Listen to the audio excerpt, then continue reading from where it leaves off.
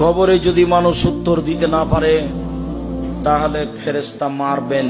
যে ফেরেশতা মারেন চোখে দেখেন না, যে ফেরেশতা মারেন কানে শোনেন না, কানে বধির, চোখে অন্ধ, কোথায় মারছে তার জানা নাই, কত জোরে লোকটা চিল্লাচ্ছে সে বুঝতে পারে না।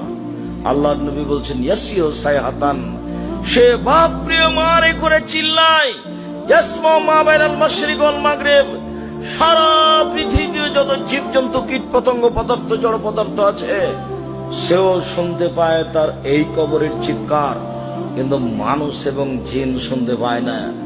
কি দিয়ে আপনাকে আমি বুঝাই কত জোরে মারে। আল্লাহর নবী বলছেন মারাই তো মানজারান কাত্তাল কাবর আবজামিন হোক, আমার জীবনে আমি দেখিনি কোন দৃশ্য যেটা কবরের চেয়ে আশ্চর্য হতে পারে। আমি মুহাম্মদ সাল্লাল্লাহু আলাইহি সাল্লাম জাতির উদ্দেশ্যে বলে যাচ্ছি, পৃথিবীর মানুষ শুনে রেখো, আমার জীবনে সবচেয়ে আশ্চর্য জায়গা হলো কবর। কবরের চেয়ে আমি আশ্চর্য জায়গা কোনোদিন দেখিনি। আল্লাহর নবী কবরের শাস্তির থেকে বাঁচার কথা না বলে কোনোদিন তিনি সালাতে সালাম ফিরেননি।